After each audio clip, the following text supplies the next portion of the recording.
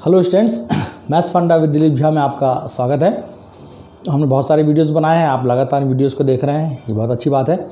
कक्षा 12वीं के लिए हम संबंध फलन के अंतर्गत कुछ और वीडियोस बनाए हैं, जैसे मैंने आपको बहुत सारी चीज़ें बताई हैं उसमें।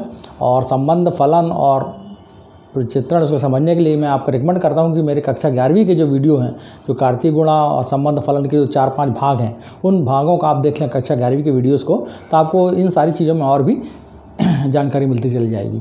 और इसके अलावा हम मान के चलते हैं कि बहुत सी चीज़ें आपको मालूम है, तो हम यहाँ पर आज फोकस करेंगे केवल संबंध फलन के अंतर्गत प्रतिचित्रण के प्रकार में। प्रतिचित्रण के प्रकार, ये हम इसको 6 और 7 तरह के प्रतिचित्रण हो सकते हैं, या 7 ऐसा फिनोमेना है, उसको हम समझेंगे।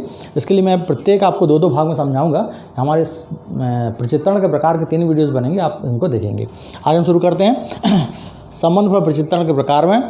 यहाँ एक है, यदि किसी समुच्चय ए के प्रत्येक अवयव को किसी नियम के द्वारा समुच्चय बी के किसी अद्वितीय अवयव से संबंधित किया जा सके तो इस नियम को प्रतिचित्रण कहते हैं। फलन या मैपिंग जिसको हम कहते हैं, या प्रतिचित्रण इसको कहा जाता है। ये जो मैपिंग है या प्रतिचित्रण है, इसकी एक परिभाषा है कि यदि किसी समुच्चय ए के प्रत्येक अवयव, मैं हम अंडरलाइन करूंगा आपको यहाँ पर, यदि किसी समुच्चय ए के ये प्रत्येक अवयव, ये प्रत्येक का आपको ध्यान रखना है कि प्रत्येक अवयव, ये एक पॉइंट है, ट्रिक है, ये आपको ध्यान रखना है कि ए के प्रत्येक अवयव को किसी नियम के द्वारा, कोई भी एक नियम है आपका, उसके द्वारा समुच्चय बी के किसी अद्वितीय अवयव, या अद्वितीय अवयव, इस वर्ड को ध्यान रखना आपको। ये आपके पॉइंट्स हैं, फोकस पॉइंट है। प्रत्येक अवयव और समुच्चय के किसी अद्वितीय अवयव से संबंधित किया जा सके तो इस नियम को प्रतिचित्रण कहते हैं। बहुत से लोग विद्यार्थी पूछते हैं कि प्रतिचित्रण की सही परिभाषा क्या हो सकती है। मैं सब तो एकदम स्पष्ट परिभाषा है। आप यहाँ ध्यान रखिए कि इसी 2 शब्दों को बेस लेकर आपके 4 फिनोमेना बनते हैं, और उसके बाद 2 अचर प्रतिचित्रण और भी चीज़ें बनेंगी। यहाँ पर मेरा यहाँ कहना है कि यदि समुच्चय ए के प्रत्येक अवयव, दैट मीन्स ए का प्रत्येक अवयव, जिसको हम ए से भी रिलेट कर रहे हैं, f such that A to B है। यदि हम यहाँ कर रहे हैं कि एफ यहाँ पर इस तरह है कि f such that A to और बी है, ए से बी में प्रतिचित्रण है यदि एफ यहाँ पर, तो दैट मीन्स यहाँ पर हो रहा है कि ए का प्रत्येक अवयव, ए का प्रत्येक अवयव संबंधित होना चाहिए। पहली बात क्लियर हो गई। दूसरा है कि किसी नियम के द्वारा समुच्चय बी के किसी अद्वितीय अवयव, दैट मीन्स समुच्चय बी का वह अवयव अद्वितीय होना चाहिए। है ना, यहाँ स्पष्ट हो रहा है कि आपका समुच्चय बी में जो इससे जुड़ रहा है वो अद्वितीय होना चाहिए। ऐसा नहीं होना चाहिए कि एक अवयव जाकर दूसरे जुड़ जाए, वो अद्वितीय होना चाहिए। यदि किसी एक का यहाँ पर हम संबंध जोड़ रहे हैं, जिससे जुड़ा है वो अद्वितीय होना चाहिए। अब यहाँ मैं आपको स्पष्ट कर दूँ, ये वाला पार्ट आपका प्रांत कहलाता है, ये वाला पार्ट आपका सह प्रांत कहलाता है, और इसमें से जो अवयव उपयोग होते हैं उसको हम क्या कहते हैं, परिसर कहते हैं। मुख्यतः इन चीज़ों से आप परिचित हैं, 3 शब्दों के, एक प्रांत, एक सह प्रांत और दूसरा परिसर, जिसको हम डोमेन, कोडोमेन और रेंज कहते हैं। यहाँ मैं लिखा भी यहाँ पर, आप देखिए यहाँ पर कि अब आपको पहला हम आपको स्पष्ट करना चाहते हैं कि यदि y इक्वल टू fx है, ये जो प्रतिचित्रण कहलाएगा, जिसमें x शामिल है a में और y शामिल है b में, x a का अवयव है, y b का अवयव है, तो ये एक आच्छादक प्रतिचित्रण पहला शब्द आपके पास आता है।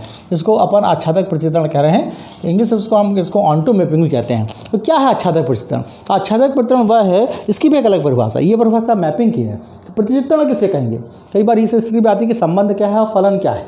इस स्थिति में हम कह रहे हैं कि ये परिभाषा प्रतिचित्रण की है, और इसके बाद उसके अंतर्गत आने में आच्छादक प्रतिचित्रण में एक कंडीशन मैंने यहाँ पर डाली है। इस कंडीशन को आप देखिए कि यदि सह प्रांत का प्रत्येक अवयव प्रांत के किसी ना किसी अवयव का प्रतिबिंब है, यदि सह प्रांत, किसका बात कर रहा हूँ, कोडोमेन की बात कर रहा हूँ, का प्रत्येक अवयव किसी ना किसी अवयव का प्रतिबिंब है, सह डोमेन का आपका प्रत्येक अवयव जो होना चाहिए वो वास्तव में क्या होना चाहिए, ये सह प्रांत का प्रत्येक अवयव जो है, ये प्रत्येक अवयव आपके किसी न किसी अवयव का प्रतिबिंब हो, तो इस स्थिति में हम उसको आच्छादक प्रतिचित्रण या ऑन्टो मैपिंग कहेंगे। यहाँ मैं एक एग्जांपल आपको दिखा रहा हूँ। देखिए ए है, ए में A B C D E 5 अवयव हैं, और बी में आपके 1 2 3 4 हैं, और इसका प्रांत जो बन रहा है वो प्रांत क्या है, A B C D E है। ये इसका प्रांत है समुच्चय ए में, और ए से बी में यदि मैपिंग यहाँ पर है, f such that A to B है, दैट मीन्स इसका सह प्रांत क्या है, सह प्रांत 1 2 3 4 है। अब इसका परिसर निकालिए। परिसर क्या होता है, सह प्रांत के वो अवयव है, कोडोमेन के वो एलिमेंट्स होते हैं जो कि उपयोग में आए होते हैं या जो प्रतिबिंब बने होते हैं। ये आपके क्या है, यहाँ प्रतिबिंब है। जैसे 3 क्या है, प्रतिबिंब किसका है, डी का, और डी क्या है, यहाँ पर पूर्व प्रतिबिंब है। तो ए के अवयव क्या कहलाते हैं, पूर्व प्रतिबिंब कहलाते हैं, इसको हम प्री इमेज भी कहते हैं, और ये क्या कहलाते हैं, इमेज कहलाते हैं। तो 1 2 3 4 आपके क्या है, प्रतिबिंब है, और ये क्या है आपके पूर्व प्रतिबिंब है। तो यहाँ मैंने क्या कहा है कि सह प्रांत का प्रत्येक है वो प्रांत के किसी न किसी अवयव का प्रतिबिंब हो, यानी उसके प्रत्येक अवयव का उपयोग होना जरूरी है।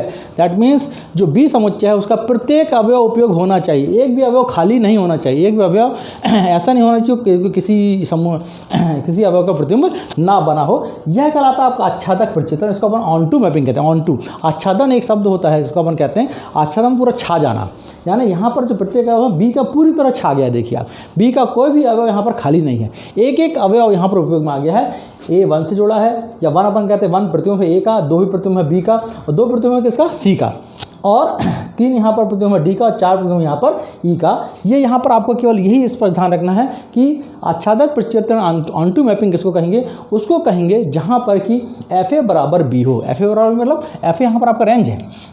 यदि एफ ए बराबर भी मतलब आपका जो सह प्रांत है वो सह प्रांत क्या है 1 2 3 4 है, और परिसर क्या है 1 2 3 4 है। मतलब प्रांत सह प्रांत और परिसर यदि बराबर हो जाए उस स्थिति में प्रचित्रण क्या कहलाएगा, ऑन टू मैपिंग कहलाएगा, या आच्छादक प्रचित्रण कहलाएगा। ये सबसे बड़ी परिभाषा है, यह सबसे बड़ी एक ट्रिक है जिसको आपको ध्यान रखना है कि आपको ये देखना है कि बी साइड में कोई भी अवयव छूटा तो नहीं है। यदि नहीं छूटा है तो वो क्या कहलाएगा, ऑन टू कहलाएगा।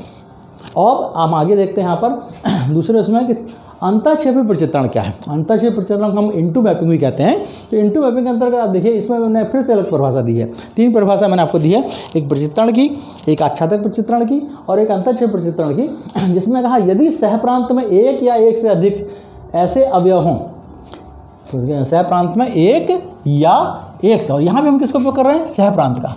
आप ध्यान दीजिए कि मैंने यहाँ पर दोनों मैपिंग को समझाने के लिए किसका उपयोग किया है, सह प्रांत। ये बहुत इंपॉर्टेंट चीज़ है जिसको आपको समझना चाहिए कि मैंने दोनों मैपिंग को ऑन टू मैपिंग और इनटू मैपिंग को समझाने के लिए मैंने आपने सह प्रांत का उपयोग किया है। और आप ये जो बहुत सारी परिभाषा हैं, लेकिन ये परिभाषा सुस्पष्ट होगी कि यदि सह प्रांत का प्रत्येक अवयव उपयोग में आ गया है तो क्या हो जाएगा, वो ऑन टू। और यहाँ हम कह रहे हैं यदि सह प्रांत में एक या एक से अधिक ऐसा अवयव हो जो प्रांत के किसी भी अवयव का प्रतिबिंब ना हो, जो प्रांत के किसी भी अवयव का प्रतिबिंब ना हो, तो वो आपका क्या कहलाएगा, ऐसी मैपिंग क्या कहलाएगी, अंतःक्षेपी प्रचित्रण या इनटू मैपिंग कहलाएगी। तो अब यहाँ एक एग्जांपल देखिए, यहाँ पर ये है ए बराबर A B C D E, ये आपका ए है, वही एग्जांपल लिया मैंने, और 1 2 3 4 लिया यहाँ पर। अब यहाँ पर ए रिलेट है 1 से, बी भी 2 से है, सी भी 2 से और डी भी 2 से है, और ई किससे रिलेट है, 3 से रिलेट है यहाँ पर। लेकिन यहाँ पर आप देखिए 4 छूट गया है।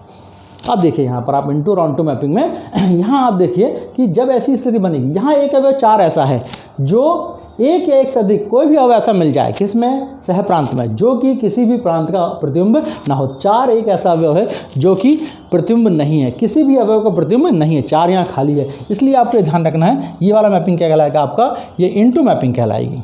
और यहाँ एक और चीज़ हो जाएगी कि यहाँ एफ ए क्या होगा, उप समुच्चय होगा बी का।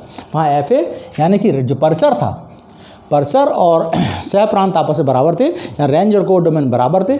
यहाँ रेंज और कोडोमेन बराबर नहीं होंगे। देखिए प्रांत क्या है, A B C D E, सह प्रांत क्या है 1 2 3 4, पूरे जो अवयव बी के होते हैं वो सह प्रांत कहलाते हैं। और परिसर क्या होता है, वह अवयव जो उपयोग में आए होते हैं। कौन से उपयोग में आए, 1 2 3। आप देखिए यहाँ पर कि परिसर यहाँ पर बराबर नहीं होगा किसके, सह प्रांत के, और यहाँ पर परिसर क्या होगा, सह प्रांत के बराबर होगा। ये बहुत सरल और आसान स्थिति जिससे हम लोग समझ सकते हैं कि इनटू मैपिंग और ऑनटू मैपिंग क्या है। बहुत सरल शब्दों में कहूँ, ऑनटू का आच्छादन का मतलब क्या होता है, पूरा पूरा छा जाना, और इनटू का अंतःक्षेप मतलब होता है अपने में सिमट का थोड़ा रहना। क्या आप किससे पहचानेंगे, दोनों मैपिंग पहचानने का सबसे सरल तरीका है कि आपको चेक किससे करना है, सह प्रांत से करना है, प्रांत से नहीं करना है। किससे चेक करना है, आपको हमेशा सह प्रांत से चेक करना है, समुच्चय बी से आपको चेक करना है। केवल आपका फोकस कहाँ होना चाहिए, आपका फोकस केवल समुच्चय बी में, समुच्चय बी यानी कि सह प्रांत में होना चाहिए। क्या सह प्रांत में पूरे अवयव उपयोग में आ गए हैं, यदि पूरे अवयव उपयोग में आ गए हैं, ये कौन सा मैपिंग है, ऑन टू मैपिंग है। और क्या सह प्रांत में कोई भी अवयव छूटा है, एक भी यदि छूटा है तो वो क्या कहलाएगा, इनटू मैपिंग कहलाएगा। ये आप चारों मैपिंग को पहले सिंगलेटन में अलग अलग समझिए, फिर इस बार इनको हम मैप मैच करके बनाएंगे। मैं चाहूँगा कि आप इसके आगे भाग भी देखें ताकि हम बाकी इसको कर सकें। संबंध फलन के लिए कक्षा 11वीं वीडियोज़ को आप देखिए, मेरे चैनल को आप लाइक और सब्सक्राइब करिए, अपने दोस्तों को बताइए। हम अभी प्रारंभिक चरण में हैं तो हम कक्षा 12वीं के सारे वीडियोस बनाएंगे, सारे पाठ को बनाएंगे, और आप समझ सब सारी इंपॉर्टेंट कॉन्सेप्ट आप लेते चल जाएंगे। थैंक्स।